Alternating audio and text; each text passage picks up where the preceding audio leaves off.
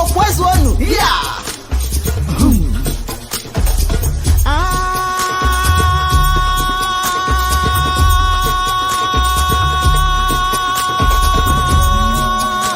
Koko nyamili, nyamili. Koko nyamili, nyamili. Koko nyamili, nyamili. Koko nyamili, nyamili. Ibole, Ibole. Igbo bunu ndamamihe. Ibole, Ibole. Igbo bunu ndamamihe. Ebulanyelu, ebulanyelu, ebulanyelu, ebulanyelu.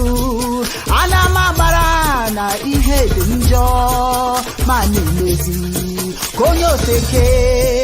Anamabara nụ n'ihe dị njọ ma na-emezi konye feke.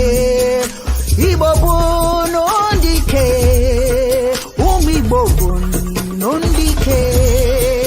Ụmụ Igbo bụ n'ndike, ụmụ Igbo bụ n'ndike.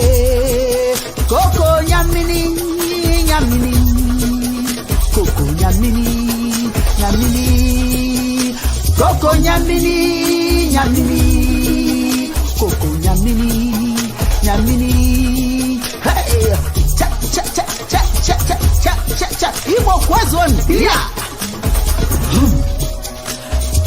Cha cha cha cha cha cha cha cha cha. Igbo kwezonu. Yeah.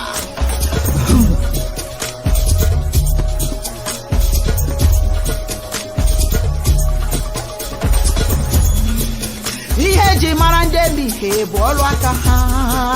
Ihe ji mara ndị emihe bụ ihe aka ha. Ihe ji mara ndị emihe bụ ọrụ aka ha. Ụmụ Igbo.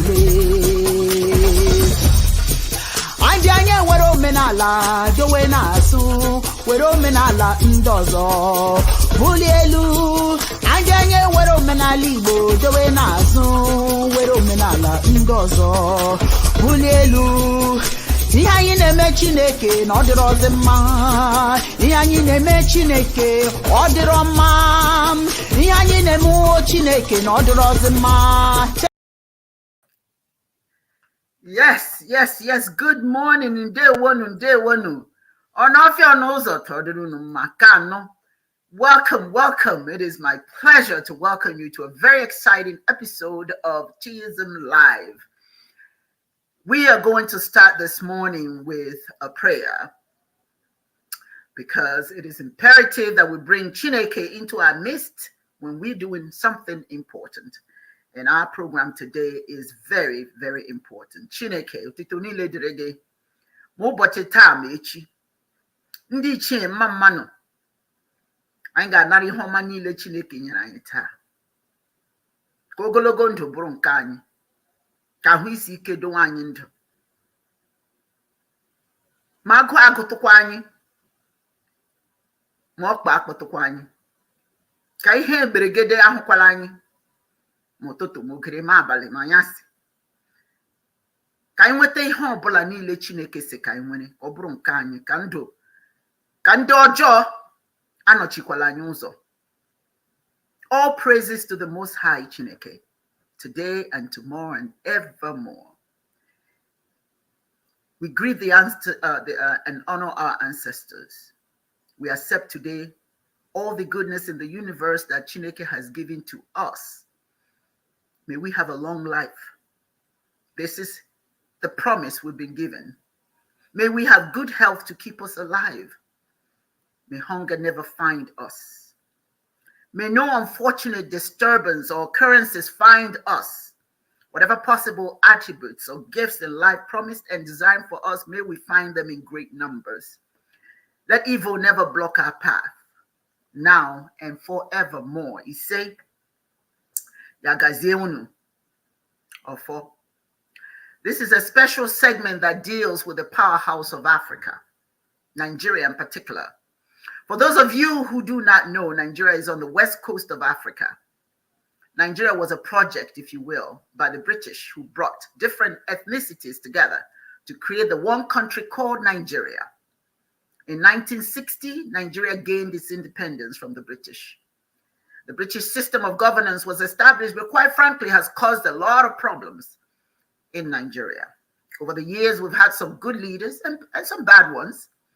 We've had a war between Nigeria and the people of Biafra in the eastern part of Nigeria, known as the Nigerian Biafran War. This war cost millions of lives.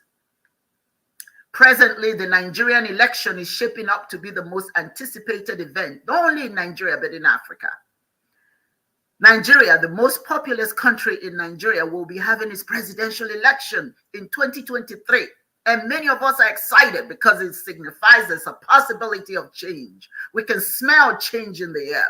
And that's why we're excited. That's why we're talking about it today. It is becoming infectious. Every Nigerian is waking up to the possibility of change. What might it look like? Who do we select? Who will be in charge? Who is going to be driving the train? And what do we have? What responsibility do we have to select the right person? It is time again for the changing of the guard in Nigeria. So everybody has to play the role. The past leaders of Nigeria were focused on the good of the citizens, but it has since disintegrated into what's only good for the ruling class. Nigeria is plagued by high unemployment, youth disenfranchisement, ethnocentrism, high crime, lawlessness, corruption, healthcare woes, and demands for a referendum even. The Nigerian people are yearning for a new leadership team to right the ship, abandon leadership processes that did not work in the past and cannot work again. This is what we're going to talk about. The new Nigeria that hopefully will emerge following the election. Please join me in welcoming my co-host today, Dibia Ochoaja, Yudi Onyoha. Yudi Kawo. Kao, yeah, guys, here. May every way of our lives be light. May all our acts be crowned with good.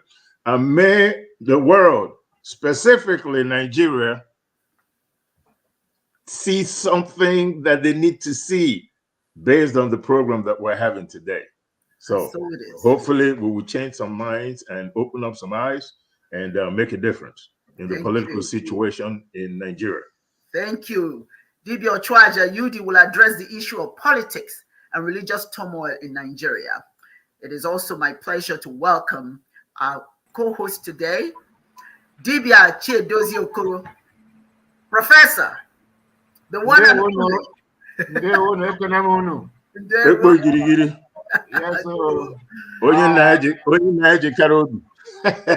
Welcome. Anye Kelegi, Dibia Chiedozie Okoro will address education, as he is an educator, and youth disenfranchisement in Nigeria, and what direction we should be heading with our young people. Dr. Simona Jamu was supposed to address the diaspora interest in Nigeria, but unfortunately, they have a funeral to attend. She and her husband are going to a funeral this morning, and she's quite saddened by it, and we can only extend our condolences to them. I will discuss the candidates and what they stand for. And I just want to make sure that people understand we're not here to promote anybody's candidacy. We're not here to be the campaign arm of any of the candidates. Each of you have a responsibility to select who you want to be the president. And you must do so based on what you know about them. If you've never done research before, it's time to do research. Because when you cast that vote, you're not just casting it for yourself. You're casting it for your fellow Nigerians. You're casting it for the future of our children, generations to come. They would inherit what you did by casting this vote. It is an election of the mind, my dear people. It's not about sentimentality. It's not about ethnocentrism. It's not about gender. It's not about religion. It's about Nigeria and its people, and our responsibility to select the best candidates who would help Nigeria to prosper. At this time, before I go any further, I want to play a video, a short video really, that highlights some of the challenges we're experiencing and why it is time for a change. It is just not a mantra. It is real. This thing is real, because Nigeria will become a completely failed state. if something doesn't happen, if we don't change. So let me just play this. It's just going to highlight some of the challenges that we have in Nigeria.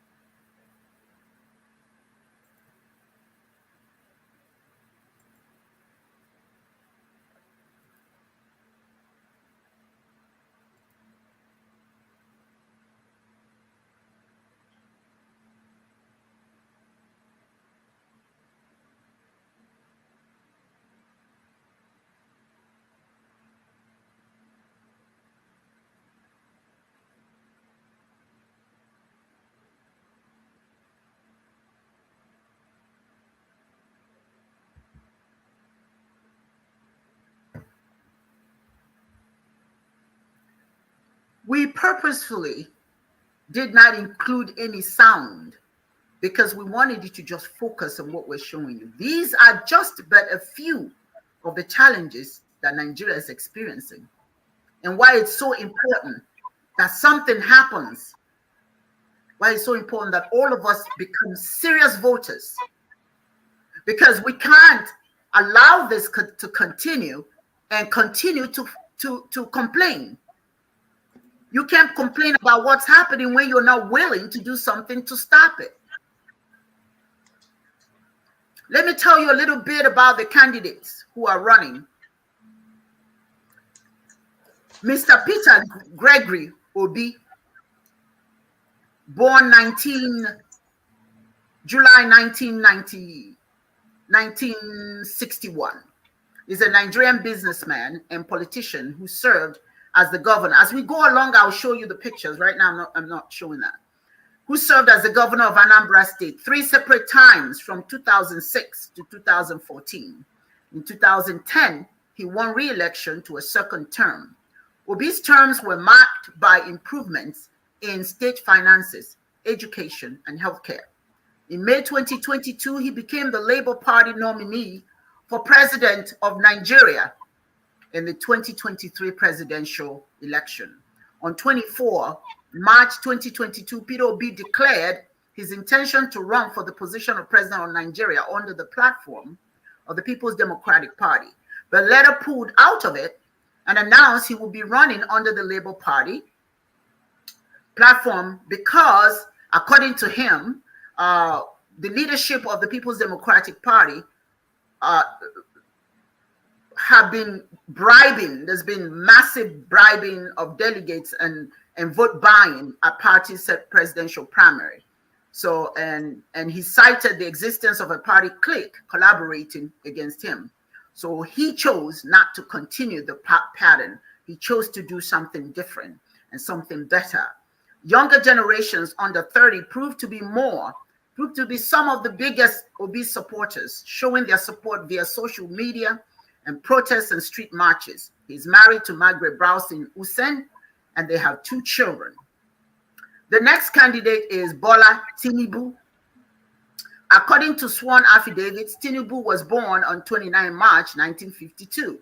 He attended St. John's Primary School, Aroloya, Lagos, and Children's Home School in Ibadan. He went to the United States in 1975, where he studied at Richard J. Daley College in Chicago and then Chicago State University. He graduated in 1979 with a Bachelor's of Science degree in accounting. When he assumed office May 1999, he promised 10,000 housing units for the poor, but this was not achieved. However, during the 8-year period of his being in office, he made large investments in education in the state. He also initiated new road construction required to meet the needs of the fast-growing population of the state. On 8 June 2022, Tinubu won the presidential primary of the ruling All Progressive Congress, scoring 1,271 votes to defeat Vice President Yemi Osibanjo and Rotimi Amechi, who scored 235 and 316 respectively. He is married to Oluremi Tinubu, and they have 6 children, the oldest child they lost recently. The third person is Atiku Abubakar. Atiku was born 25 November 1946. He's a Nigerian politician and businessman who served as the vice president of Nigeria from 1999 to 2007. During the presidency of Olusegun Obasanjo, he ran as governor of Adamawa State in 1990, 1997, and later in 1998, being elected before becoming Olusegun Obasanjo's running mate. He has a Master's of Arts degree in International Relations. In May 2022, he was chosen as the People's Democratic Party candidate in 2023 Nigerian presidential election. Abubakar has 4 wives: Lady Yakubu, Princess Rukayutu Mustafa, please forgive me if I don't get the names right, Fatima Shetima, Jennifer Iwenjora Douglas, and he has 28 children. Atiku explains that I wanted to expand the Abubakar family. I felt extremely lonely as a child. I had no brother and I had no sister. I did not want my children to be as lonely as I was. This is why I married more than one wife. My wives are my sisters, my friends, and my advisors, and they complement one another. I'm going to start showing the pictures as we start speaking. I'm going to start showing the pictures. Yudi, I'm going to start with you. Your role today is to expand upon what is going on in terms of politics and religious turmoil in Nigeria. Please take it away. Oh, it's a deep topic, but the truth of the matter is this is really where problems lie, not just in Nigeria, but also in Africa, and quite frankly, in our global African community.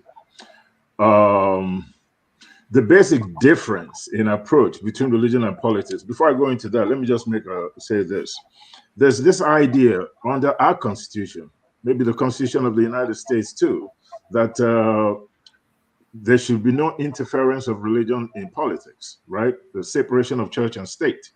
That's the idea behind democracy, where politics does not influence, a religion doesn't influence politics. And this idea, at least in modern political system, came from the interference of the Catholic Church in politics, in the monarchy of different European nations, and most notably that of England, when King Henry VIII was the King of England and ultimately ended up forming his own church, the Church of England, as a protest against the Catholic Church interference or lack of, interference in his relationship. But having said that, there's this idea that religion and politics should not mix. Well, that's just sheer folly, because it's always mixed. There's never been a time where religion and politics has never mixed. I think what we try to do is minimize the influence of religion in politics, because if we don't, then we pretty much end back in the dark ages where the church or the dominant religion interfered and controlled what happened in the political system, in the monarchy, and what have you. The basic difference between the two approaches in terms of politics and religion is determined by the authority of divine laws when it comes to religion. And these divine laws cannot be changed by man. When you infuse religion into politics, it means that religion addresses the status quo as a divine condition. and you shouldn't change it. Religion believes that unequal social order or the prevention of change is appropriate, and actually attempts to make a virtue out of poverty and suffering. So that's what's really dangerous about religion in politics, because whatever condition is apparent at a particular moment in time, religion justifies it as a divine virtue, and that you shouldn't change anything. And provided you obey the religious spiritual laws dictated by the dominant religion in the society, that it was okay. And that your penance or what you reap is going to be something that is going to come to you after you die, like going to heaven or something. Consider your suffering divine, because it's preparing you for the afterlife. This is what religion does when it comes to politics. Whereas politics believes in a more pragmatic approach, right? That society should move ahead, should adjust itself with the new arising challenges at a given point in time. So politics is not conservative. Religion is conservative. And as long as a political system gives religion power to coexist with it and influence the lives of the people that are being governed, you have a problem. Oh, no, another problem with religion and politics mixing is the fact that since most people are in the mosque or in church anyway, since their lives are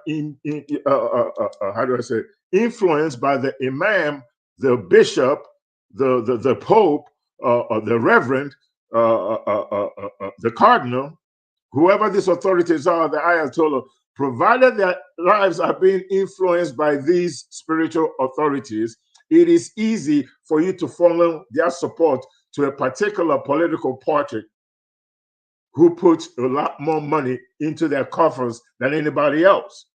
So religion influences politics, not for the betterment of the society, but for its own control of the people, its own opulence, its own purse, and its own wealth. So it is a terrible idea to mix religion and politics for one reason and one reason only. Politics believes that things are not static and that the society should adjust itself as it changes. While religion believes that whatever suffering, whatever exists in the society should remain constant. And they, describe it as a divine condition to benefit the church, not the state, and not the people. Now, Nigerian constitution also talks about separation of church and state, but unfortunately, that's not what's happening right now. There's a character in Nigerian politics, I think his name is Ahmadu Bello. And Ahmadu Bello believed that it is important to retain the old traditions and customs and not copy Western, how should I say, alien religions. Not copy anything that is alien as you build the country. But unfortunately, what he considers old traditions and customs are not of African origin. Islam is not an African religion. There's nothing in Islam that is African. Sure, 1,000 years ago, there were early Africans that converted to Islam. An example would be people like, what's his name? Usman Danfodio, Ibn Battuta, Sekou Touré, the emperor of Mali, Mansa Musa, his father, His father was a Muslim, converted to Islam, and then started spreading Islam, through West Africa. And of course, Mansa Musa joined suit, went to Saudi Arabia, and for most Africans, we all talk about Mansa Musa. We hail them as heroes. I personally don't hail these people as heroes because they helped to bring Islam to Africa and Islamize Africa. And today, we're running around like chickens with our head cut off. You have political instability, terrorism, Boko Haram, everything that goes against the unity of Nigeria is happening because of religion mixing with politics. Ahmadu Bello believed before the Civil War, I remember watching an interview that he did and read about that, where he talked about the fact that they were destined to rule Nigeria. Because if you let those from the South, the Igbo Christians, control anything, that before you know it, they will take over the country. This was the sentiment that existed and probably still exists in certain parts of northern Nigeria. Out of one, or should I say, out of many, we're one. That's the idea about diversity. America, the United States, is a very diverse place, very diverse.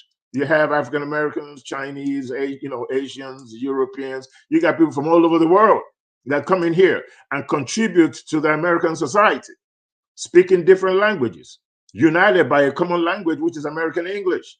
But the traditions are different. The Chinese, the Japanese, so many different cultures.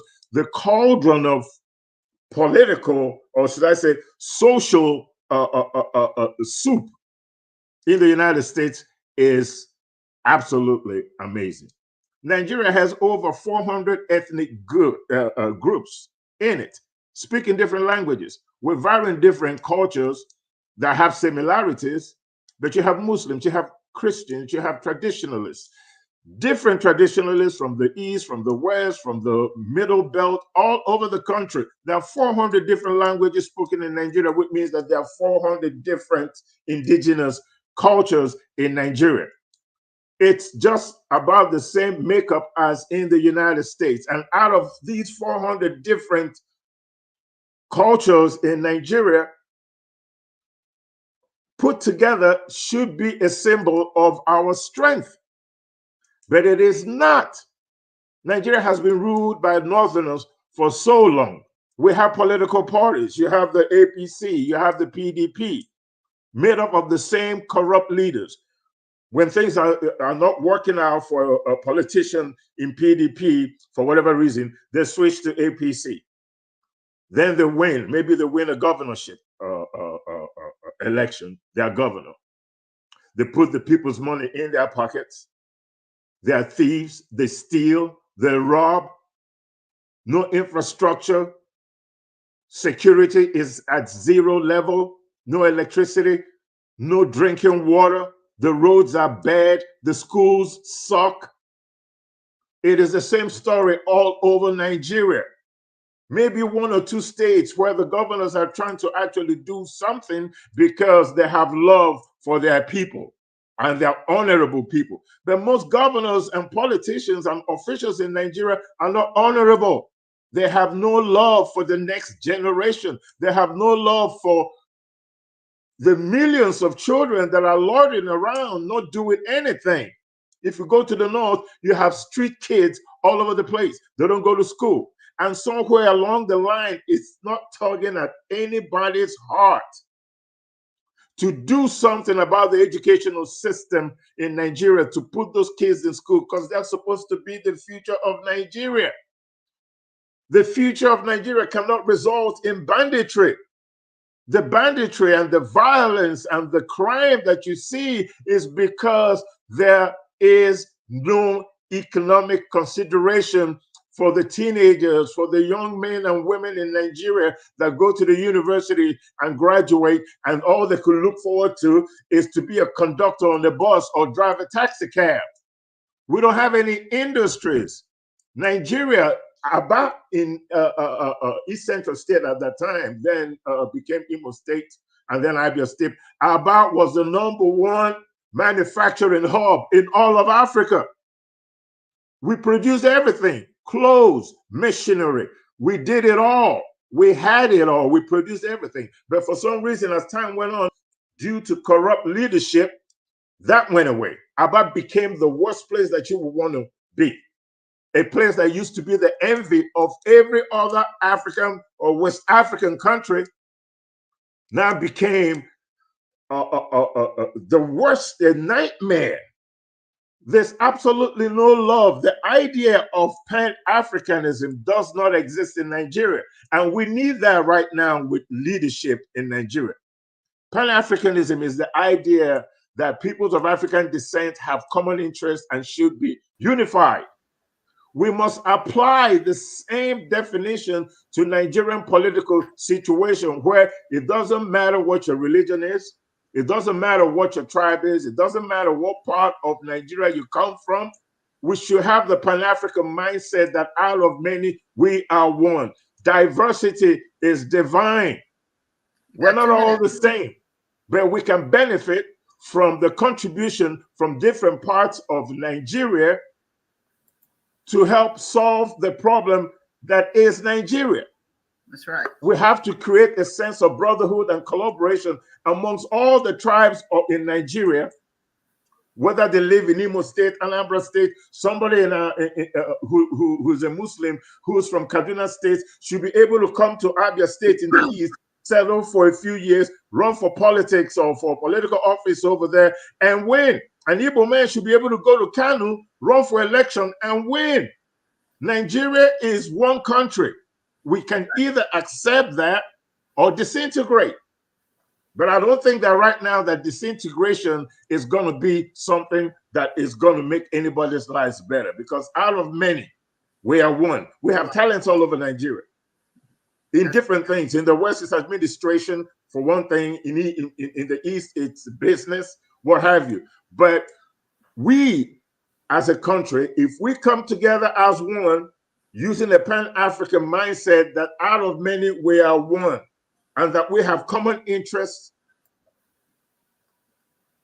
good education, it affects everybody, whether you're Muslim or Christian, Igbo, Hausa, Yoruba, it doesn't matter. Good education is needed all over Nigeria. Electricity is needed all over Nigeria.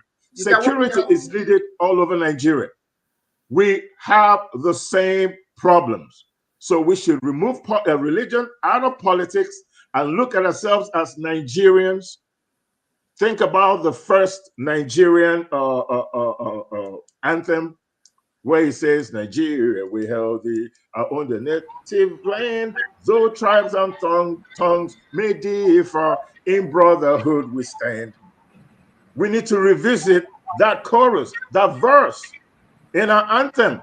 It's part of our political history. We need to revisit that, work in concert, recognize good leadership, and move forward with Nigeria, and hopefully build a better country for the young folks. And so it is. Thank you so very much. Absolutely. Awesome. Thank you. Thank you. Thank you. Thank you.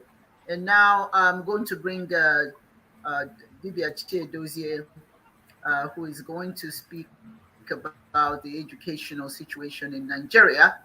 That, you know, if for those of you who are going to be voting, you need to pay attention to that. He's an educator. And so he's going to talk about youth disenfranchisement. Dibia Chwaja talked a little bit about that, but Dibia Chiedozie is going to go into it a little bit more. Thank you. Welcome. Yeah, good evening all. Dibia Chwaja, today I salute you. The points you raise are really deep, and they address Nigeria's current turmoil.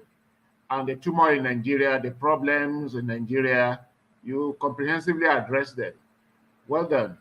Now, talking about my own topic, education, youth, disenfranchisement, and the way forward. Well, I will begin from the political, because the political determines everything. And why I say so is that the political is supposed to be where morality and ethics directs everything. Now, why the political? The political is there to galvanize the people towards economic empowerment. And when the political does not do that, the people are disenfranchised. And instead of empowering the unborn generation, the youth and the unborn generation, we institute bad governance, gerontocracy, kleptocracy, and so on and so forth, and what they call bendalism. And all of these go on and on because there is lack of ideology.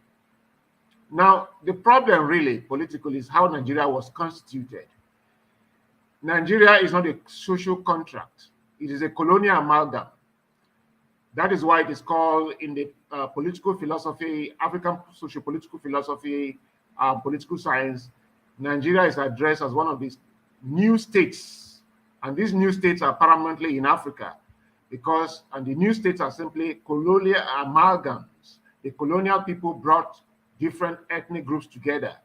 And the problem is that when people don't graduate into a social contract, ruling that kind of country, leadership in that kind of country is going to be problematic. So what the British tried to do was to create Nigeria into three big regions, East Central region, Western region, and Northern region. And it was so structured that the Northern region swallowed both the Eastern and the Western region, making power to tilt zero-summly towards the North. So no matter what you do, the North will always be in control of power. And the reason for that is for economic control. And so, because the power will always tilt towards the North, there is this sort of gap, vacuum, in trying to produce leadership. At any time that you have to run for election, ethnicity must come to the forefront, religion must come to the forefront. And while these two are going on, religion and ethnicity has a way of making people blind. And once the people are blind, they forget about expertise, they forget about capability, ability to govern. What they see is that a kingsman or townsman is there, whether it favors them or not. And so, with that, education is nosedived. Again, the political determine what the educational is. Why? Because when there is lack of morality, lack of culture, lack of ideology, it will affect education. Because culture is the foundation of politics. Culture is the foundation of education.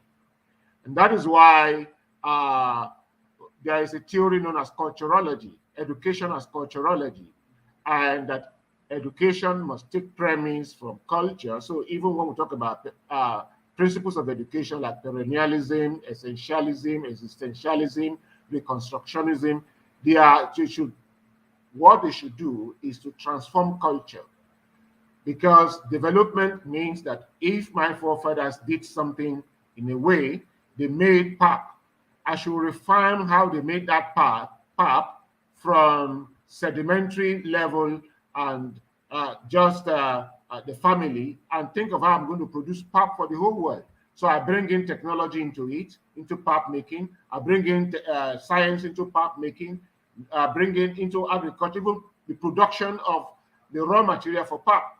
I bring in science and technology into it, mass produce maize, mass produce wheat, if that's what we use, or sorghum, whatever we use to make the pap. Bring in technology to produce machines that will produce healthy pap for everybody in the world, and then bring marketing business into it, and so we export beyond our local consumption.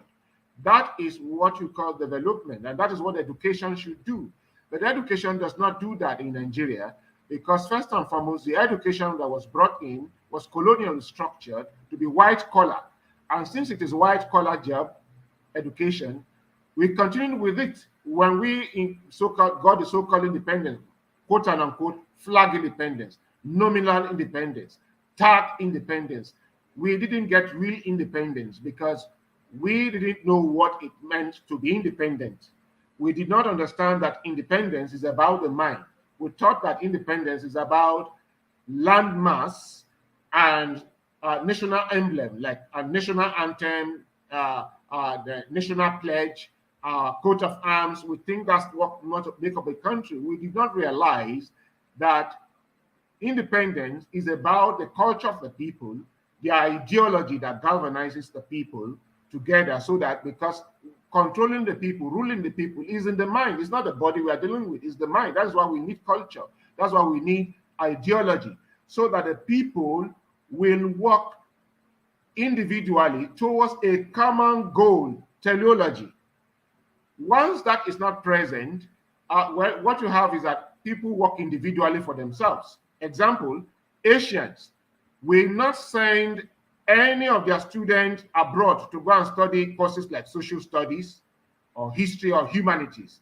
They will only send their students abroad to go and study those courses, areas where they are lacking, basically in the areas of science and technology. And when you see them, they are there on national mission. Mostly they are spies in the West. Anything the West does, Asians will copy it and clone it and send it back to their people. And the next time you see them producing their own. But when Africans, when we sent our students abroad, government sent students abroad, there was no ideology. And because there was no ideology, no national goal for any of the students. The students were sent empty-headed to the diaspora, Europe and America, whereas Asians send their students with particular mission. America is the best in computer. Japanese send their children to America, and in 10 years, Japan caught up with America on the science of computing. India did the same. China, we know the competition, the hot competition China is giving to the US and the West. We don't have a national agenda about what education is. That happened in the early days of independence in Nigeria, when we had the regions. In Eastern region, you had Sikhism, no welfareism. There was ideology then, even though it didn't take much of the culture of that area, but there was ideology pushing education. And there was youth empowerment, because education was tailored towards empowering people, empowering the youths, addressing the social, political, economic problems of that area. Similar thing was happening in the West, and similar thing was happening in the North. Now, as soon as the military came in, ideology was wiped out. But before I go on, I'll come back to that. The kind of education we still continue with is white-collar education, education that gives you more of elitism. And once you cross over there, I can speak much of English grammar. Then I see myself as being educated, and those who cannot speak English grammar, who cannot speak vocabulary of the English, we see them as not educated. Now, education became for us literacy. And we forgot that education is not about literacy. Literacy is necessary. If I can read and write, it enhances my mind, ability of my mind. But primarily, education is the know-how of how to cope with life. So, the man who repairs my car, even though he's not an engineer, qualified engineer that has a certificate, but he has knowledge of how to fix the car, he's educated. The builder who didn't go to school, but he can build a fine building which I can live in, and the building will last for hundreds of years, is educated. Education is about how to the know-how of how to cope with life. Existential problems, environmental problems, that's what education is all about. And we forgot that our ancestors were educated. We forgot that their educational system could be relevant, is definitely relevant to what we are doing today, that we needed to go back, fine-tune what they did, and begin to reinterpret traditional genres and knowledge into contemporary forms, transform them so that they become relevant to contemporary time. With that, we can now send people abroad. When they go abroad, they now know, okay, I am here for a mission. My people made boat to a particular level, but these are the condiments that the boat lack. I am here in America, I'm here in Britain, I'm here in London to take knowledge about boat making, ship making back to my place. Now, since we didn't have that kind of ideology creating for us a sort of policies, homemade projects, organograms, that when our students were sent abroad come back, they will now continue where they began. We send them abroad without a mission. So when they got abroad, they came back eulogizing foreign juries and foreign ideologues. And so they became, our scholars became too many cooks spoils the brood. When you ask our scholars, assemble our scholars, to give you a sort of organogram on any project, they spend their time arguing about how it is done in Leeds University, how it is done in Oxford University. The other one will be defending the Lincoln standard. Another will be defending the Harvard standard. Those who went to Leningrad will be defending the Leningrad standard. So you'll see the problem of alienation in our education. It doesn't make us to have a common focus for national development. So all these combined, education is flowing from top to bottom, not bottom to up, like Dibia Ude mentioned. In America, America is structured so that things flow from the bottom to the top. 2 minutes. Yeah, but in Nigeria, things are shaped to flow from top to bottom. Economy is flowing from top to bottom. Politics is flowing from top to bottom. Education is flowing from top to bottom. And that is going to encourage huge corruption. Because, and then along the line, what this promotes is prebendalism, government of cabals, of the cohorts. That's what it has promoted. So, with the lack of, combined with the lack of ideology, there is no focus for Nigeria. Every of the leaders are talking about how to empower themselves. They are talking about they and their families. And then we shouldn't forget that this issue of sending children abroad, going on medical trip abroad, it is a colonial legacy. Because on handing over power, the colonial masters made our leaders to believe that they are living in a hostile environment. The antics of the colonialists is to make our leaders believe that Africa is not habitable. And so this is part of what I mentioned, where I talked about white elitist education, whereby if you have a degree, you consider the others not to be educated. So when we are educated, we are looking towards London, we are looking towards Paris, we are looking towards Tokyo, we are looking towards Harvard, we are looking towards New York. We never look down to Africa. So our minds are outside Africa, our spirits are in Rome, in Vatican, they are in Bishop of Canterbury in London, they are in India. So spiritually and mentally, we are outside Africa. Only our dead bodies are in Africa. It's only when we die, they bring our dead bodies home. With this kind of arrangement, youths will not be empowered. My last point here is that if you look at another political point, if you look at our constitution, no matter what we talk about the pedigree of those contesting, they are all fine people. 1 minute. The 1999 constitution will never allow anybody to govern Nigeria properly, because the 1999 constitution was prepared by the military junta of Abubakar Salami, and it was prepared by the military and shoved down our neck. If you read that constitution, all the primary rights, the fundamental human rights of food, shelter, clothing, are put under the office of the leaders, councillors, governors, commissioners, presidents, vice presidents, ministers. The rights that are given to us are those secondary rights of rights to association, rights to speak. When you are not well housed, you are not well fed, you are not well clothed, you do not think well, you will be agitating, so there will be violence everywhere. So we are at the mercy of the so-called elites. And these elites, I don't know, because I myself am part of the elite. So the only thing that maybe I'm a protesting elite, or we are the protesting elite, that this way things are structured is not good. So if we really want to address the problem of youth empowerment, or the problem of youth disenfranchisement, we need to tackle the political structure of Nigeria, whereby everything flows from top to bottom. We need to structure it to flow from bottom to top. We need to bring in value orientation. Culture has to come in. That means that Nigeria needs to be restructured, whether we like it or not, because our body system Yes, they work, the body system work in unison, but the cells are specialized. Specialized cells form tissues. Specialized tissues form organs. Specialized organs form systems. The systems working together form a whole organism. And so thank you. We do not have a car. We have a car has compartments. And okay, well, I'm going to come back to you. I'm going to come back to you. Your time is up. I'm going to come back to you because I have some questions I'm going to ask you, and you can, if you have anything else you want to add, then you can do so at that time. Thank you so very much. And I'm going to bring in Akachi. Akachi, how are you this morning?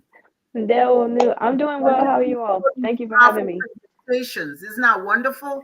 And I asked you to join because you are a young a diaspora Nigerian. So you're Nigerian, but you live in diaspora. And I just want to, before I even ask you the questions, I want to just reiterate who these who the leaders are that we are, the candidates. The ideology is social democracy. The Atiku Abubakar is the one in the middle, People's Democratic Party, PDP. The ideology is social conservatism. And Bola to your right, Bola Tinubu, All Progressives Congress, APC, Big Tent economic nationalism. That's who these people represent. Now, we have a responsibility as Nigerians to vote in the right candidate. Now, people have their own opinions, but I'm going to give you my opinion, and then I'll ask you your opinion. We have tried different elders over the years. We've been recycling leadership, where if we go to one party and we're not happy with where they are, then we run to the next party. And so we have a lot of these leaders. I'm not going to name which particular one, but we have a lot of these leaders that have been part of this political class that keep running and running and running and running and running. And yet Nigeria is still in a mess. Mm-hmm. So for my part, I think we should give somebody a chance who's new or who has a good record in governance. And I'm not pointing you to anyone, but I want you to go read about them. You can go to the internet and read about each one of these people. Which one of these people have been in government and what has been achieved? Which one of these people are educated? And if they are educated, what have they done with their education? What are they proposing? What is the platform? Some of these individuals, I don't know what the platform is. But as I'm reading and I'm finding out there's a particular individual who has a platform. That's my own personal preference, but I don't want to influence anybody. I just say to everyone, go and read. Do not vote until you've read, until you know who these people are. Otherwise, we'll be right back to the same thing. Any one of these people can be a president, yes, but which one will be a good one? That's your responsibility to find out. That's your responsibility to make that determination. You can't do it because they are from your village. You can't do it because it's Igbo or Yoruba or Hausa, depending on what your ethnicity is. You have to do it for Nigeria.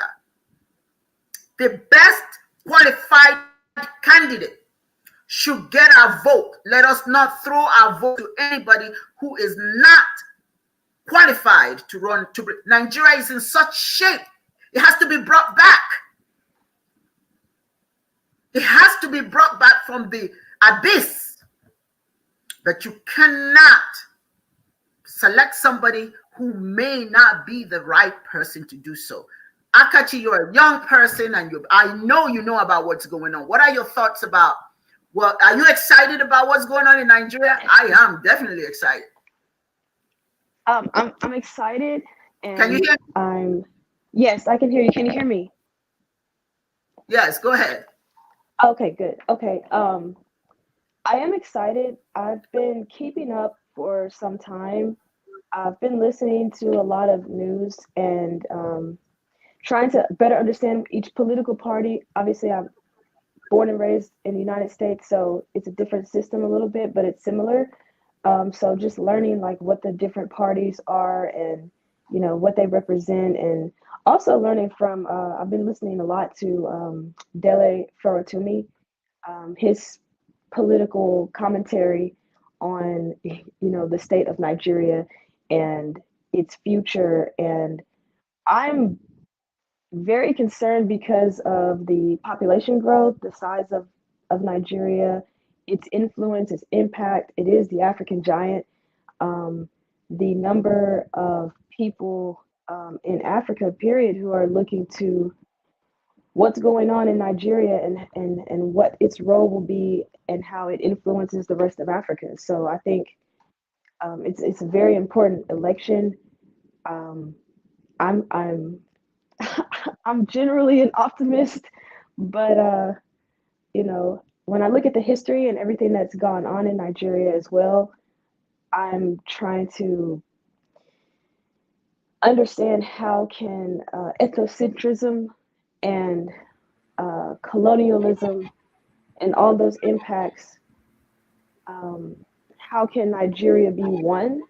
Because like some of the things that I have learned, it was disturbing in terms of like if I were to move there, like an Igbo name, like what does that mean for me? How will I be treated? Will I be discriminated against? I'm not trying to leave America from discrimination to go somewhere else and face discrimination. There's a lot, I think, at stake in this election. Yeah, definitely a lot at stake. One of the biggest problem that and some individuals are not even interested in the election because their thing is referendum. There are some individuals who say we should divide Nigeria. Nigerians cannot work. It's an experiment that has failed. That it was the British who brought us all together, and we should all have our own countries. Well, I can understand and I can appreciate the frustration. But the question I always have is there are many countries that have different people, and yet they're doing well. They are, America has, my God, America has so many, we have the challenges here, but America is the melting pot for so many people. You know what I'm saying? Does it work very well? Probably not. No, you're trying to but that's just it. That's one of my primary concerns is that I'm hoping and praying that African nations no longer look to the West as a model, because actually the West and America in particular is disintegrating quite quickly. If we really begin to look at the fractures in this country, and America just has really good media. They have great marketing, so they're able to showcase themselves in a better light to the rest of the world, while the level of corruption here is insane, all the different problems. So I'm hoping that Africa looks to the best of our wisdom and our intellect and our skill set and our talents to make Africa great, to make African nations great, instead of Western. Yeah, I agree with you. Here's the difficulty that I have with the whole notion of creating more countries from one. Okay, there's no strength there. Right. You're weak. You cannot have the military, if you must use military, that you need to support that little country that you're trying to create. There's more power in our, in the unity of the different. We can make it work, but it's going to take work. But I don't think that fragmenting Nigeria is going to make any one of these little bitty states we're going to create. You'll be a target. You'll be a target. There is no strength. There's no power in having Igbo country, having Yoruba country, having Hausa country. We'll just be a little bitty bunch of little countries with little military, little economy. Yuji, what do you think?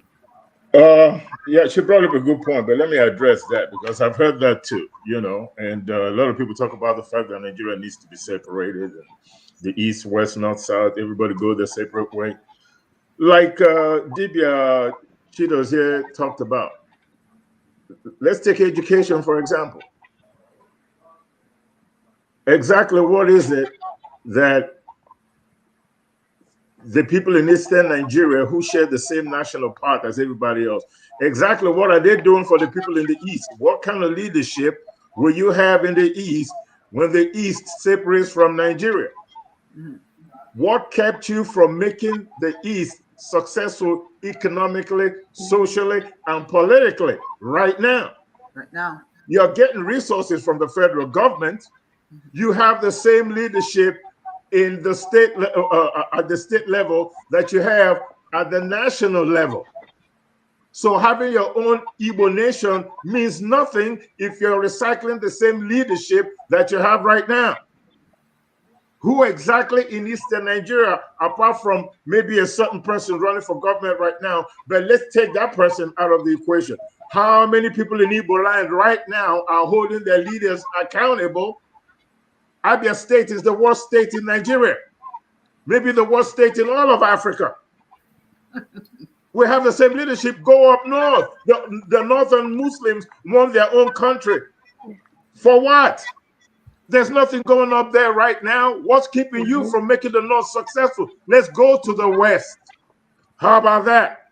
What's keeping you from making the West successful right now? What makes you think that when you get your independent state that you're going to do better?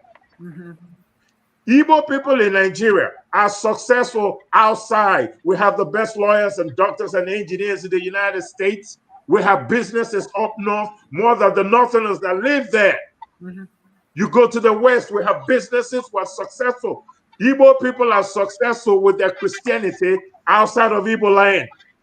There's no cultural basis for the way we do business in the East. What makes you think as an Igbo person that having your own country will make you more successful when you have not demonstrated that you can be successful with or without your own country? Mm-hmm. We run out, we're very successful, like give it to us, the Igbo people, we're successful outside of Nigeria, but not in Nigeria. We're not, outside of our state, our tribe. But when you go to our own tribe, you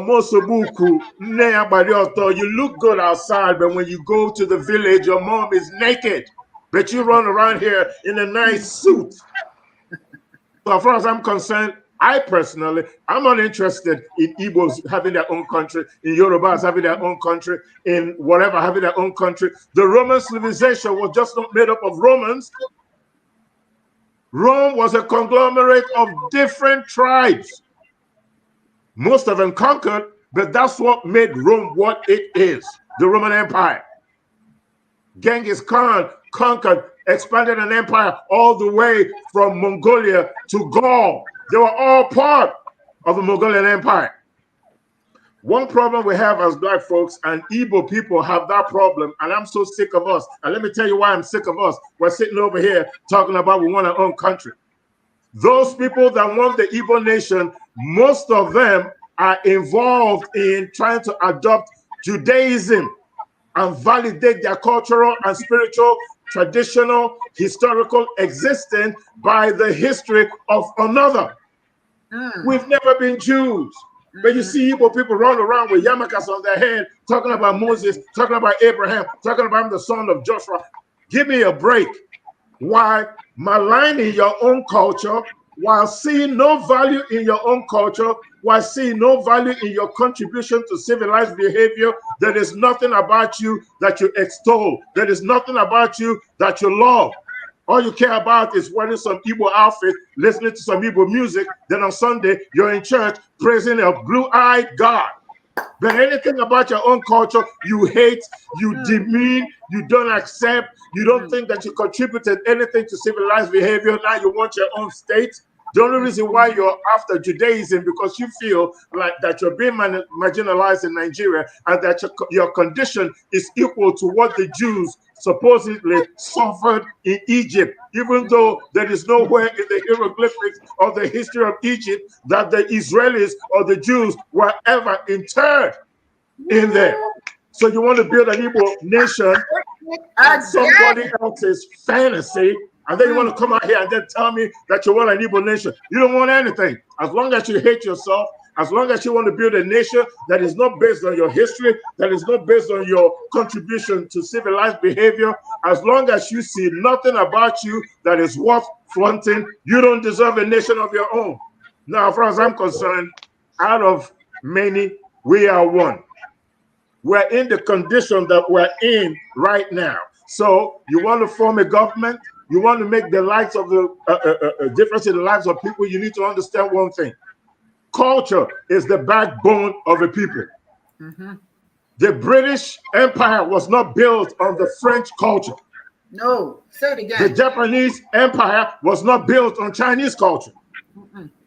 It was built on their history. You have to stand on your own. One problem I have with black people all over the world, I ain't just talking about Nigerians, the problem we have is when we talk about our history, we always talk about our history from a subservient perspective, from lack, from begging for our freedom, from the Underground Railroad and how we overcame. We're always overcoming something. Nobody talks about what we were before enslavement, what we were before we were colonized. What contributions do we make to science, to geography, to navigation, to agriculture, to mathematics? Who talks about the Lebombo bones 35,000 years ago, the first mathematical calculation of distance? Who talks about the Ishaka bones? Who talks about the contributions that we made in all areas of human endeavor before the white man came to Africa with the Bible and the Arab came with the Quran? What were we before Martin Luther King? What were we before W.E. Du Bois? What about the Shakas? Who tells our story? There's a movie coming out, and I'm sure you guys already heard about it. I put that in my African calendar back in 2014. It's called the Dahamian Female Army. There's a movie coming out called Female King in September. It's going to be like the Black Panther, and I'm going with my family to go see that movie. We must talk about our people from a sense that we contributed something to civilized behavior. We must have an educational system where we now understand that if I'm a French person and I am studying physics, I can study physics in French. I can study physics in German. I can study physics in Chinese. I can study physics in Japanese. I can study physics in Indian language. I should be able to study physics in an African language. There's no textbook in African language, not in sociology, chemistry, science, nothing. Our leaders must start thinking about stuff like that. We must talk like Dibia Chidozie was talking about, the miseducation of Africans. Stop educating us from the perspective of struggle. Yes. Nigeria must have a central culture. There are different cultures that we can synthesize a central culture from Nigeria. There must be a sense of nationalism. That is your first cultural prerogative. I have to thank you, Yudi. Excellent. Now, I want to jump in something I'm not seeing, and that concerns me. Now, I don't know. When I look at the pictures of all these leaders, I don't see the women. Are women not members of the society? Where are they? There you go. Where are they? There you go. I look at that and I say, well, I don't know if gender equality is going to be a part of some of these platforms. Somebody should have picked a woman as vice presidential candidate. I'm sorry, I don't see any. People do that. And then on top of that, I see these, it's the same thing. Nothing but men taking control of leadership, and the women are in the background doing, I don't know what. Here's my thing. Igbo people say that a one-legged man cannot go into battle. If you want to know how a country works, go to Rwanda. Go to Rwanda where everybody is included. The women are included, the men are included, the youth are included. But I'm still seeing all these men. They're going to run the country. For whom? What about me? What about what I want? Do I matter? If you want my vote, what are you doing for me? I'm sorry, my brothers. I'm sorry, because I'm looking at it. Well, let me come in there. No reason, just a minute. There's no reason for us to assume it's okay for the women to just sit back and watch you do it again. Do it again. When you get the women involved, you're serious, because these women will work. These women think about the future generations who are coming. These women will work. Give them a chance, include them. But I'm sorry, I have looked at all of these men. I have seen all of them, with all their people marching around with them. I haven't seen a single woman worth anything. I haven't. Have you? Tell me. Okay. Yeah, to answer that question, go ahead. The political terrain in Nigeria now, for now, is too serious, too dense, too bloody for women and their cool nature to participate in it. In APC, the only woman candidate that came out dropped her ambition for Bola Ahmed Tinubu. Yes, it happened during APC rally. No, wait a minute. I'm not talking about. She was stepping down for Bola Ahmed Tinubu. But are you talking about running for presidency? Yes, she was running for presidency, but during the night for voting, the APC convention, she came out and announced that her stepping down for Bola Ahmed Tinubu. Not only she that did that, some other people did that, like Fayemi, and even this other man from Akwa Ibom, Akpabio. Some of them announced they are stepping down for Bola Ahmed Tinubu. But the point I'm making, because the Rwanda you are talking about now, is that a man or someone has braved the storm to create a stable polity. Because if you read Machiavelli, when the princes were there, they used ruthlessness. And so Machiavelli talked about what they call a political virtuoso, a man who is a monster but benevolent at heart. If he wants to create empowerment for the people, then he has to cut down the political class. That is the only way. When you now cut down, because Nigeria for now, the way it is, the political stage is full of anacondas, rocks. I disagree. I'm sorry. Let me make my point. I disagree. If you read Machiavelli, 10 years later, Machiavelli came out with the discourse. By that time, the prince has stabilized the polity. Democracy is for a country that has stabilized its culture, created a stable culture where everybody can come in, intelligent people. For now, the way the British structured this nation, like Fela sound in ITT, is that the less intelligent people must rule the intelligent people. And that's why he said he gets one star than they use. They use one African man with low intelligence, low mentality. They give him 1 million naira bread. They empower him. That one will pick another African man that has a lower intelligence, lower mentality, empower him. And that's how they empower themselves.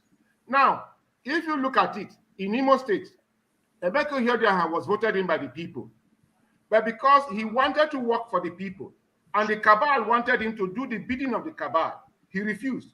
They removed him. They didn't put a second man there, a third man there. They put number 4 man who agreed to do their bidding. Now, if you talk about leadership in the Southeast, for instance, and in Nigeria, it is prominent in Igbo land. There is this silent policy to make sure the non-do-wells are empowered. The people try to vote in the person that, like this man in Imo State, the owner of ABC. The people at the party primary level try to vote him in. The political class frustrated him. We knew what happened to Abiola. Now, I am not trying to prevent anybody, but mark you, the people want P2B here in Nigeria today. They go and mark it. If P2B, they are convinced that he's going to win the election, the cabal will pull the carpet. That's what they're going to do. Here's the point I'm trying to make. My focus is not on the presidency. My focus is that there should be women participating in the politics of Nigeria. You don't see them anywhere. And they don't have the money. Wait a minute. If we now say, okay, it's too hot. When is it going to be cold? It's too hot, it's too hot, it's too hot. As long as you keep making excuses why a woman, let's see, Ukuna said, this is what Ukuna said, it is too, doctor, is too, how many women can afford 100 million without sorting the delegates again in dollars? Isn't easy. Look, please, there are many women presidents all over the world, not just Nigeria. So we are making excuses for Nigeria for not including all the citizens. I say no to that. If indeed, if indeed a woman came out and couldn't make it, oh well, she could make it. But I just would like to see that the populace have gotten to the point that they see the need for everybody to participate, even if it's hot. If you can encourage, encourage a woman to have the audacity to say, okay, I want to try this thing. If I don't make it, so be it. But if we keep making excuses, how many times, as long as I remember, we've been saying, a woman can't do this, a woman can't do it, it's too hot, it's too hot. Come on, give me a break. A woman has the right and the capacity to be a part of the process. That's what I'm saying. If she can't make, if she can't, let me say something. Wait a minute. You cannot be president. So be it. If she can't be, what? Okay, did you try vice president? Okay, she can be vice president. Can she be the minister of something important or other than just minister? I'm not saying that that's not important. Minister of Women's Affairs. Can we put women in a position where they can make things, help to make things happen? Look at Nigeria's situation. Look at our history. When was it that women fully participated? They don't participate. We make excuses why they don't participate. Nigeria continues to bleed. Under Jonathan, they did. Under Jonathan, there were a lot of women in power. And they did. We need it again. We cannot. Well, let me say this. Jonathan promised that if he won a second time, he will empower. In fact, he was going to give women 50% portfolio. That is on his appointment list. But the current government, I'm sorry to say, with the mentality of the North and the mentality of Islam, came in, they made promises that women will be empowered, but women were never empowered under this government. Rather, every gain the women had made were taken off. Let me say this. If women are ever going to get into power in Nigeria, it's not going to come from the North. So let's just get the fantasy straight. The Muslim dynamics just doesn't work when it comes to progressive thinking, right? Islam is too conservative to let that happen. So let's get that out of the way. Secondly, nobody needs to give a woman anything. Nobody needs to do anything for you. You want it, you take it. Peter Obi, that's right, is running for presidency and has a lot of support. He's not a member of the political class, the elite. He's not a member of the two dominant political parties. He's the presidential candidate of the Labour Party. If women want to participate in politics in Nigeria, form your own political party. Form your own political party. Fund yourself. If you're sitting around waiting for men to make a way for you, it ain't happening. All right, now I hear that. Let me finish. Christians in Nigeria don't believe that a woman has any kind of power. Their religion says that the reason why man fell from the grace of God is because of woman. Christianity makes the woman the villain. You're the bad guy. So understand that. Islam does the same thing too. Islam is an Abrahamic religion. Their belief is the same as Christianism. The only place that Islam differs from Christianity is that Islam says that Jesus is a prophet of God and Muhammad is the last. They don't believe he's the son of God. That's what the difference is. Everything else, Christianity and Islam is one and the same religion. If women want power, not just in Nigeria, if you want power anywhere in the world, look at it in the United States. When women hit the street, changes are made. Yes. Joe Biden just signed a law after the Supreme Court overturned Roe versus Wade. Mm-hmm. He had to write an executive order. You know why? Because the women hit the streets. That's right. Women won't change in Nigeria. If they want to participate in politics, the men are not going to give you anything. So form your own political party, raise your own funds, have your own candidates, run for local election, run for local state Congress and Senate, run for, the governorship, run for presidency. Put it together yourself, because if you're sitting around waiting for men in Nigeria in particular to help you get anywhere, sorry. Yeah, well, you know, here, go ahead. I got you. Go ahead. Yeah, I just wanted to say that exactly what Dibia Chuoja Udi said. You know, women, if they want power, they will take it. There is no, you don't ask for permission. We already have the power.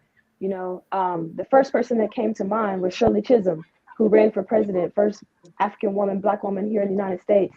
She didn't ask for permission. This was like in the heart of like the most rampant racism against George Wallace and the South, the segregated South, and literally her life was in jeopardy, and she ran for president. And the other person that came to mind is Nwanyerua of the Igbo women's riot. Like, we don't have to ask for permission. We need to look to our women who have already done amazing things and just follow in their footsteps, their wisdom, their path. It doesn't have to happen overnight either. It's not going to happen overnight. You just keep doing it. Doing it. Yeah, well, here's the point. All of you have made good points. The idea here is, I don't care how it happens. I don't care if it's the women who initiate it. I don't care if you have some enlightenment, but it has to happen. True. So if it's going to be the sisters who are going to have to do, well, it's time. It's time. Yes, you're right. Don't look to the men to do it. You get started, because Nigeria depends on everybody waking the heck up and participating. You cannot just leave it on to these men to do. There are some good men out here. Yes, they are. But there's some good women out here who can add. That's why I really admire, and I go and I read about Rwanda. That is my ideal nation, because everybody participates. And because of that collective, they have that collective sense of responsibility. You know, so if the women have to take it upon themselves to do it, so be it. So I hope some of these women are listening. Don't sit around and say, "Well, they're not going to let us." It's up to them, as you're hearing here. It's not up to them. It's not going to happen overnight either. Chido's here. You have the floor. Just 1 second. You have the floor. It's not going to happen overnight. You try. If you don't succeed, try again. Right. It might be in 4 years. It might be in 8 years. Whatever it is, but it's got to start somewhere. And you can't let your foot off the gas. You have to stay with it till it happens. Till it happens. And I'm just saying that I'm kind of tired. Just a minute. I'm just kind of tired of us sitting back and saying, you know, hey, what are we going to do? Yeah, there's something we can do. Give your children. Go ahead. Yeah, just a point I want to make. The Nigerian woman, the African woman, particularly the women I see here, have to change their mentality of over-dependence on their men. Thank you. Yes. This is a part of the world where women believe that the man has to be in front. That's right. And that he has to carry them on the back. Mm-hmm. In fact, I don't want to say a lot. I just listened to one of the comedians say 5 things you have to do for your woman. Number one, give her money. Number 2, give her money. Number 3, give her money. Number 5, give her money. And number 5, when there's no money, borrow money and give her money. Oh my goodness. That's what they think of us. That is the mentality here. And all the women are clapping. They're clapping. Oh, God. They're undermining themselves. They want money. The part of the world where the woman does not believe in taking man out. She doesn't believe in 50-50. But it wasn't so in the traditional time. That's what you forget. In traditional time, women were in charge of the economy. Thank you. Oh, to the entire town, women were in charge of the economy. They still are. We are just directors. We are just directors. Women. What you see is British. It's but British. Today it has changed. European. And women find it on a comfort zone. So they need to come out of that cocoon if we want to begin to make change. Yes. Yeah, because in Europe, if you look at Europe, apart from monarchies, people with royal blood, if you look at the history of Europe, you'll find that it was the men taking care of the women, going out for war, getting all the spoils, bringing it to the house, blah, blah, blah, blah, blah. This is what you call a bastardized economic modernity. Everything that you see practiced in Africa today is something that was bastardized based on European culture. Like Dibia said, my village is a matriarchy. I'm from where my mama come from, in Umpuru. It's not where my daddy come from. The economy was controlled by the women. Women did all the farming. Most of the men, what they did was they were warriors for protection and they were hunters to hunt meat. Women were traditional native doctors. They took care of the family. They did farming. The man in Igbo culture itself, this is your responsibility. Farming yam. Having your wealth lay in how big your yam stead is.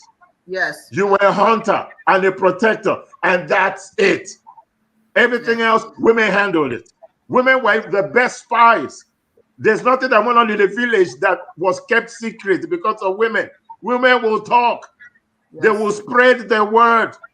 They will talk, and you couldn't hide anything from women. Yes. And we understood it as men, and we used it to our advantage. Yes. But you don't, in Abrahamic religion, women are given no credit for anything. And so this narrative, which women themselves embolden and support, yes, like Dr. Chido just said, give her money, number one. Number two, give her money. Number three, give her money. Number four, give her money. You find that there's nothing about a woman that is now defined outside money. Integrity. Yes. Forget about a woman having integrity. It doesn't exist anymore.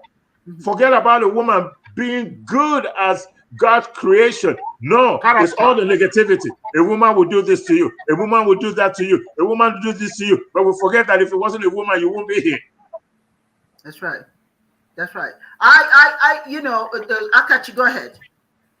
Just a few points. For me, number one, the fact that going back to Rwanda, it's like a beacon, because I think what happened with the formation of Nigeria, we can learn a lot in terms of looking to Rwanda and how people can reconcile and heal. And I think that needs to be addressed. And it can't be something that people want to skirt over. I think the issue with the civil war that took place has to be reconciled. And until that's reconciled, I think there's going to always be a level of fragmentation, and there's not going to be any healing.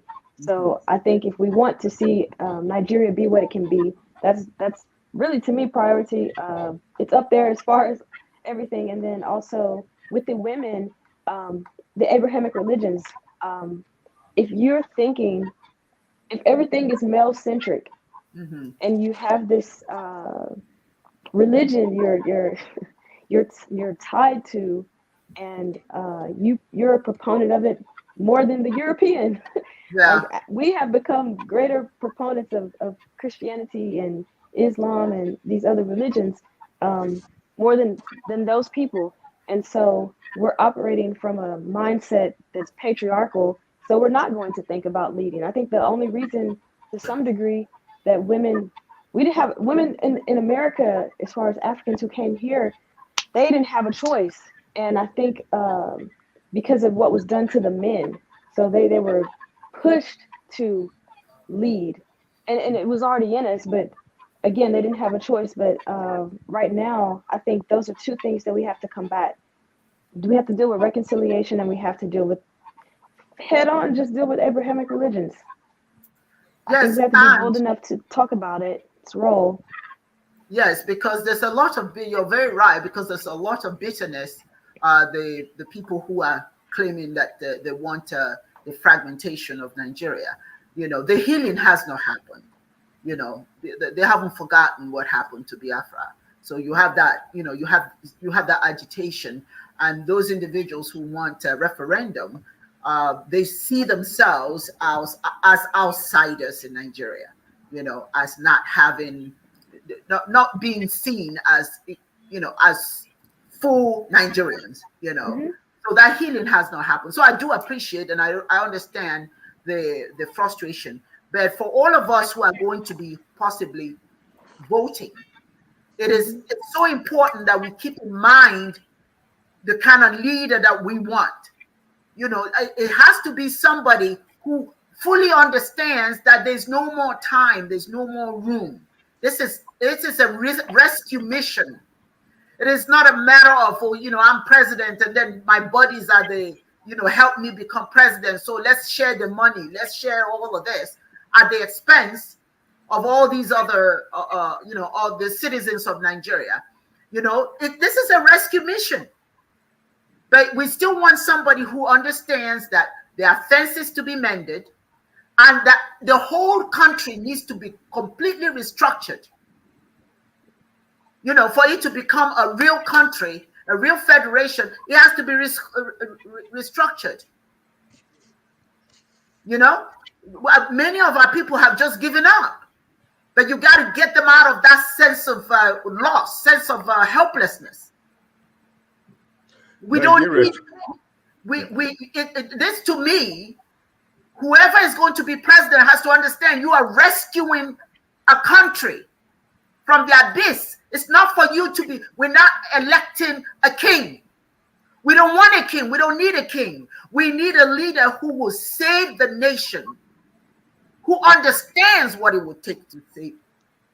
Because we got too many people who want to be, who want to lead, but they don't really understand. And that's why I say, please do not cast your vote until you have studied these people who are running. Make the right selection. Make the right selection. Okay. UD, you wanted to say something. I saw your hand up. Yeah, right now we're caught up in the current process. So that's what we have to utilize. But I'm hoping that when this is all said and done, and we get the kind of leader that we want, that Nigeria is going to be restructured. First of all, I'm not a proponent of all these states that we have in Nigeria, because these extra states are just avenues of division, avenues of corruption. Nigeria has what, 38 states or whatever it has. I don't know exactly how many states it has. Since I've been in the US, I started with 2 Eastern Nigerian states when I left. Now it's 5 of them. Now think about this. At the end of the war, there's really 3 regions in Nigeria with 12 states, right? We only had 12 states with 12 governors, 12 vice governors. We didn't have a local house of assembly and all that kind of stuff. And we seemed to do better. The government was corrupt, but you didn't have too many corrupt people in it. The governor, yeah, he's going to get his own money. The vice governor, the secretary of all the different departments, secretary of works, secretary of whatever. They get their money. Illegally, but they do. Then they created it. It became 20-some states. Now, instead of 12 governors, you got 20-some governors with 20-something vice governors, with 20-something permanent secretaries, local governments, they're eating the money now. You got more people sharing and eating it. The next thing you know, you got 30-some states now. You got 30-some governors with 30-something vice governors, blah, blah, blah. You got so many avenues. Then you got the National Assembly that make more money than each assemblyman in. Talk about when they travel. Talk about when they travel. Yeah. How many people travel? The governor is going out of the country for whatever mission is going for whose benefit but his own. Just another way of eating money. He takes 1,000 people with him. Now, these 1,000 people that don't need to be there in the first place because they're not contributing to anything are put in hotels, spending your tax dollars. They're giving pocket money. They are fed. Everything the one is given to them. He goes there for a week and he comes back. What did he accomplish? Nothing. He has moved millions of naira abroad, spent it over there, then came back, didn't accomplish anything. Now imagine all the different governors doing that. Then you have the members of the Senate, House of Assembly. They have their own budgets, not just budget for their own constituency, but they have their own personal budget, their houses paid, their cars paid, billions of naira. Each senator in Nigeria makes more money than all the governors in the United States, all 51 governors put together. In yearly salary is what one senator in Nigeria makes. Then they come out and say, oh, we're going to fight Boko Haram. We're going to put out $100 billion for Boko Haram. Guess what? All the $100 billion goes to the politician. The soldiers don't even have bullets for their guns. They use national projects, inflate it. If it costs $1 billion, they will inflate it to $100 billion. Then they will share it among themselves. So you have too many kings, too many people in the kitchen eating up the meat. By the time the soup is ready, there's no damn chicken leg in there for you to eat. It's gone. This is the Nigeria that you see. Let me just say this. Any leadership that comes out of Nigeria, like we've already said, there must be a level of, how do you say, we have to reconcile this civil war conflict. We really need to do it, because if we don't do it, we're not going to be able to have a sense of nationalism. Right now in schools in Nigeria, the civil war is not taught. Unless you're on the internet, you wouldn't even know there's a civil war that happened in Nigeria. But in American schools, you are taught right from primary school about the American Civil War, so that you know where you have been, so that you can understand where you're going. We really need this national, unifying endeavor, because if we don't do it, I don't care if it's Peter Obi, I don't care if it's Atiku Abubakar, I don't care if it's Tinubu, whoever it is, they will all fail. We will continue this mafia system that we have in Nigeria, because politics in Nigeria is tantamount to having a crime family like the Colombo crime family in the United States, something like that. It's just crime. Politics is criminal.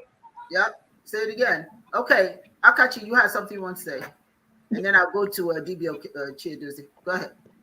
Yes, I second everything DBO Uchoja just said.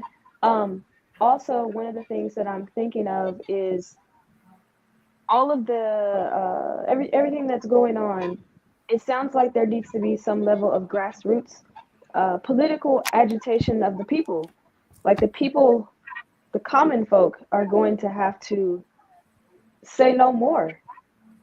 These are their leadership. This is their leadership, and they're allowing them to get away with stealing from them, essentially robbing the people.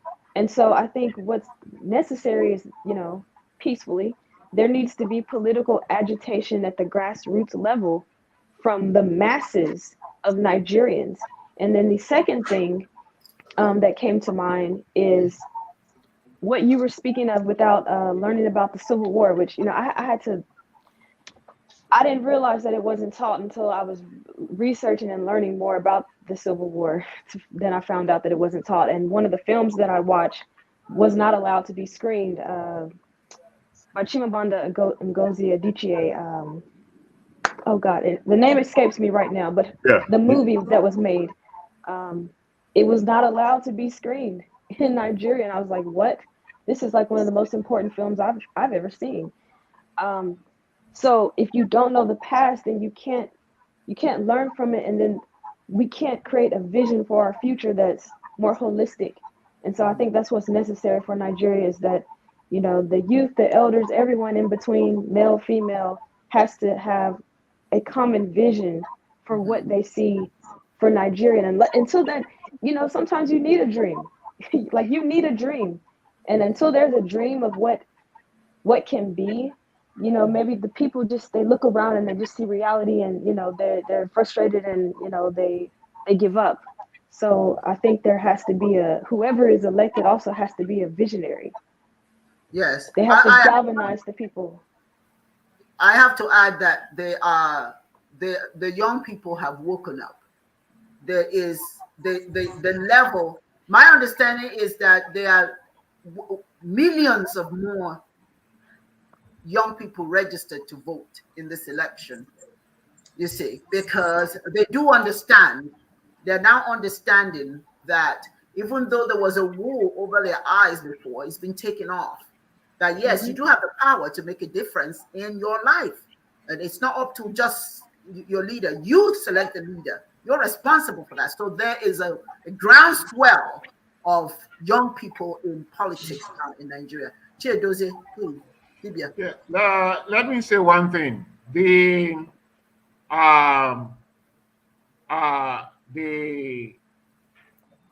policy that Peter Obi took and his statement seemed to be the rallying point for the youths. One, funds were being bought for 100 million. Peter Obi has the money, but he says that is not because he didn't start his business today. He has made his money. So, but he says, and Peter Obi doesn't throw around money. He doesn't give money. The only money Peter Obi can give you is about money for you to feed. But if you're asking for money in thousands of millions, he will ask you, where's the project? That's why Madam Baka said he was stingy. And people now came out and said stingy presidency is better than one who wastes money. These youths are just realizing that. That Peter Obi used to be referred to as Akara Aradites. That's one with Aradite hand. He doesn't spend money. Peter Obi could be hungry, but because he wants to make a point, he will be hungry. As you are swallowing speech, he'll be swallowing speech with you. He wants to make a point, he will be hungry with you. So he's not a miser, but he's one who understands that like Nnamdi Azikiwe will say, squandermanism would not yield any form of profit, any form of economy. Because us Igbo will say,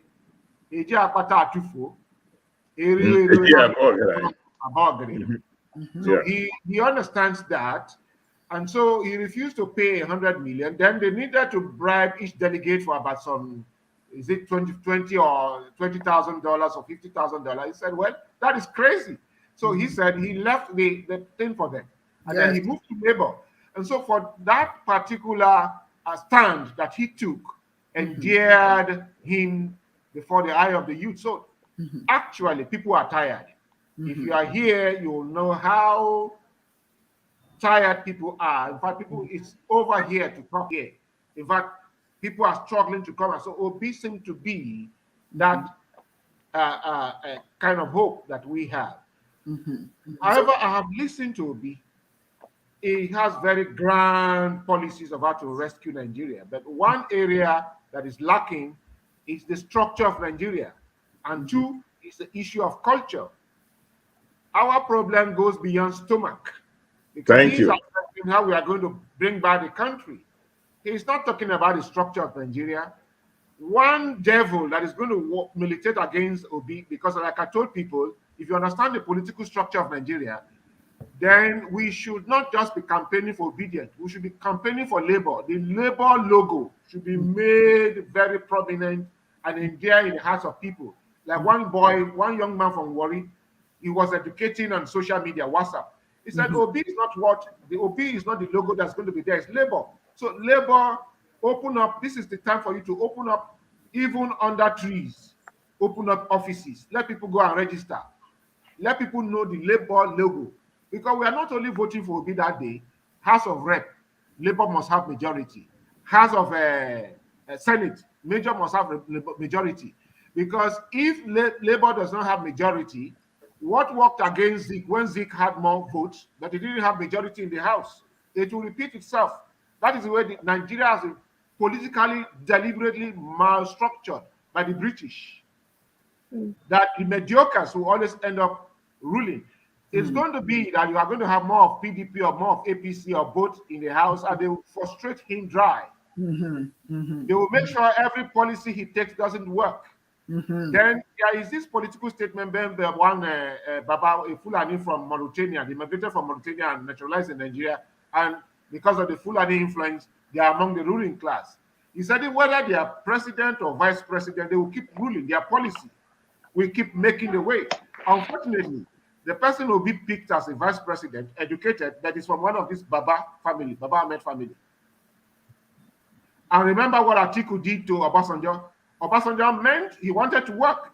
He said, Atiku, take the companies, privatize them. Atiku gave it to his friends, his cohorts, and put over 50% of Nigeria company into his own pocket. So that has always been the problem. Now, talking about restructuring, this last point I will make. What I want us to do is to use the African spirituality structure, the structure of letting things be, putting things in their position. The African traditional spirituality is not interested in converting people, but understanding the Eke, the Ako, and the Chi of the people. Yeah. And the people is not just the individual, the ethnic group.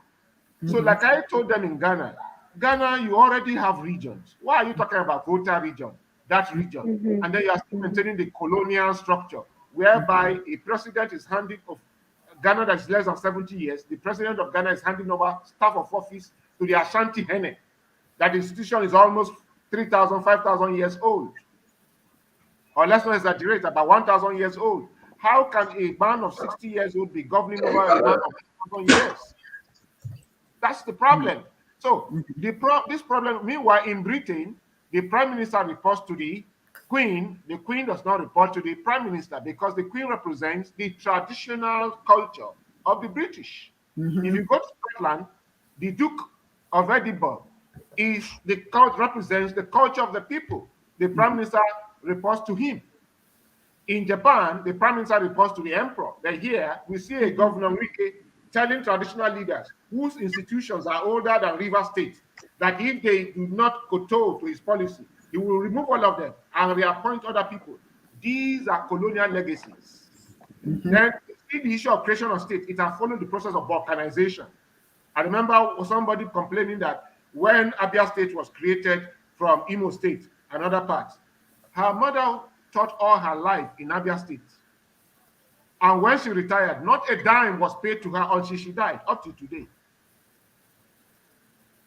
That's the process of balkanization. Once state is created, people get divided. That culture that brings us together is no longer there. Then under the Nigerian structure, I keep saying one thing. Our ancestors must have understood our psychology and psychiatry. That is why they brought the institution of Ofonogu. And you must take active oath as a leader. Dimula Murofo that curtails him. And what is the meaning of Eze? There are booby traps that have been set up for Iganeze, Nze, Ihendi Ganeze, that makes you a leader. And you took active vote. The active vote is passing an active course on you should you misbehave. Here we carry the Bible and we say no potent thing and we say so help us God. If we govern well, God has helped us. If we put all the country into our pocket, God has helped us. So our ancestors understood our psychology as Black people. And that's why they brought in that institution to make us kowtow. Because one problem with our spirituality is pluralism. It allows people, it allows things to be. Then that is freedom on its own. And so people who are pluralists, that's why you see for us, when we go to Amadioha, if Amadioha doesn't work, we move to Ajala. If Ajala does not work, we move to Ikenga.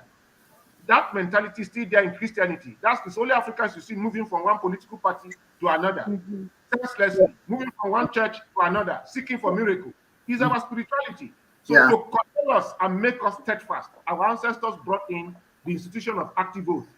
When the church and the mosque came, those were the first things they attacked, two of them. Because that's what makes us steadfast and strong. Until we go back, that's to summarize it. I told them in Ghana, why not create a Fanti region governed by the Fanti people? The Fanti culture forms a nucleus for them, Ashanti region, and so on and so forth. Once you do that, the Volta region that has been trying to succeed from Ghana from over 50 years, they will not find the reason to succeed. Once you do that, Biafra agitation will die down. If you have a region called, maybe if Biafra is what they like, Biafra region. Those who like Idu region. Those who like Odua region. Then we form a true federation or a true confederation. Then we summarize, because We're running out of time. Summarize your thoughts, because once you do that, you destroy the colonial structure. You build the country on the African structure, and then we begin to move. Then we now begin to understand that, look, the Igbo and the Yoruba have the same connection. All of us have been interwoven in the past. But with this colonial structure, we'll be looking towards Europe, looking towards America. We will not be looking inwards. Yeah. That's my little contribution. Thank you. Long life to y'all. Hey, how y'all doing, man? You know what I'm saying? I'm just walking out here in nature, and I just felt like I had to say thank you all for showing us the support. Because I know there's been technical problems and been a lot of things going on in the world, but y'all stay and tune in every Sunday. And I much appreciate y'all for all the support. Over 11,000. I said 11,000. 111 subs on YouTube. So much love. Appreciate y'all. And I know there's over like thousands over in Facebook. But make sure to tune into our YouTube every Sunday. You know what I'm saying? Turn on the post notifications. Like, comment, subscribe. Gosh. Like, comment, subscribe, and share. It will be much appreciated. And y'all have a wonderful day and have a blessed day. God bless you.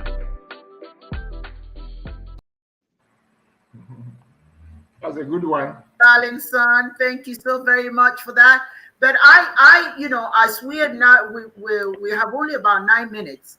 I just want to share this video because you all know that we're doing we're feeding the hungry in Maiduguri, and it just pretty much tells you, you know, some of the challenges that do exist. That I hope that are some of our leaders who pay attention to those who are being displaced by some of the horror stories that's going on around Nigeria. So I'm going to play this video.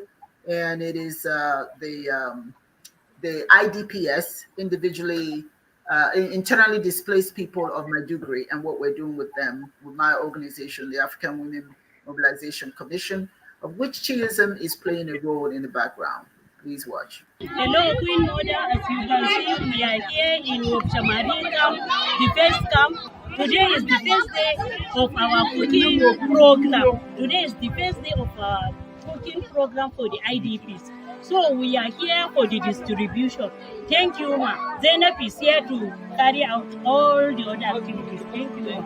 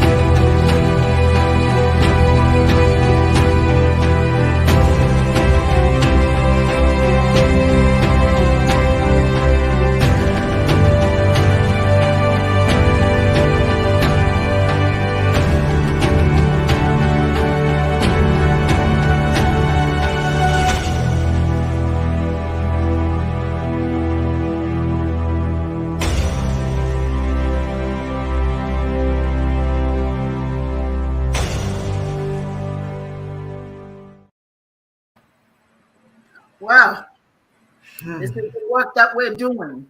And this is the result of bad governance. And if we can select good leaders, we would not have situations like this. And I may add that we, Chiism, this one is sponsored by the African Women Mobilization Commission, but Chiism had done the same thing. In Nkoro, we fed well over 400 people. That was last year. And in Omahia, we fed perhaps about that many, and Obakala. So we've just been in the business of helping people. So we just don't come here and talk. Some of our leaders are engaged. I'm engaged in African Women Mobilization Commission, and we're doing feeding there. Chiism is doing feeding. We believe in helping. Now, if we will select the right leaders, we're not going to have these many people so displaced and hungry everywhere. So I just want to end with this comment. I'll ask each one of you to do your summary, please. We only have 3 minutes, so just 30 seconds. I will start with Yudi. 30 seconds. Go ahead. Unmute yourself. Unmute yourself. No, just quickly looking at the kids in the video, and I said to myself, that's the future of Nigeria. That's the future of Africa. And if you don't take care of these kids, if they grow up and engage themselves in criminal activity, we have to blame ourselves, not those kids. Secondly, whoever emerges as president of Nigeria should make sure that this country has cultural consistency, environmental love, educational excellence, community empowerment, and economic development. Culture is the backbone of a people and should not be maligned and relegated as an afterthought. That's right. Thank you very much. Dr. Dibio Chidozie, please. 30 seconds. Summary. Me or you? You. Okay. All right. I just want to say whoever is going to be president of Nigeria must adopt a holistic approach. Yes. A holistic approach, yes, where everybody is brought on board. Yeah. People of integrity are brought on board. Yes. And like I said, beyond electing Obi, Nigerians must identify people of integrity in all the political parties and vote them in. It's not just Obi, because he alone cannot do it. A tree does not make a forest, and they won't. Thank you. Dalo Akachi, 30 seconds. In brief, I just want to say, to me, Nigeria has everything that it needs to be a successful Nigeria. All Nigerians have to do is look within themselves, their culture, the history, the best of our wisdom, our culture, and what's already been modeled, in Africa, because essentially, when we look at European nations, they've lasted at best a few hundred years, when we have African empires that have lasted for well over thousands. And so we need to look to that model to sustain ourselves into the future. Absolutely. Thank you. Victory, ladies and gentlemen, never goes to the weak-minded. It always goes to those that stand steadfast for what they believe in, what they wish to achieve, and what is right. We have a decision to make about the future of Nigeria for the benefit of not just us individually, but the children who cannot vote, for the future generations yet to be born and who will inherit the nightmare that we all are experiencing today. So we must hold on to our minds and make sure that we do the right thing. We must get in this election train and hold tight. Do not sit in the caboose and watch. Move to the front and center. It's going to be a rough ride. I know that, because everybody is vying to become president, and so are their people and their supporters. But this new conductor that may emerge, however, should have a grip on the direction that we must be moving. Once this train rounds the corner, if we remain unshaken, we will get to this new Nigeria that we all desire. Vote your conscience. The future of Nigeria depends on your vote, and so you use it widely. Ladies and gentlemen, it's been a pleasure as always to be with you today, and I really pray that you make the right decision, and we look forward to seeing all of you again next Sunday. Until then, thank you so very much, and you all have a wonderful day. One night.